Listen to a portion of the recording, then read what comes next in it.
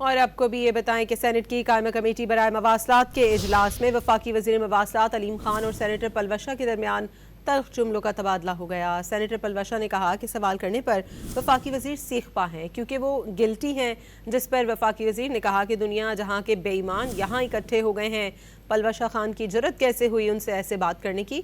इस दौरान सेक्रेटरी मवासलात ने सेनेटर पलवशा खान को मनाने की कोशिश की। बदमज़गी पर वफाकी वज़ीर अब्दुल अलीम ने सेनेटर पलवशा से माफ़ी मांग ली। सेनेटर पलवशा कमेटी इजलास से वॉक आउट कर गई।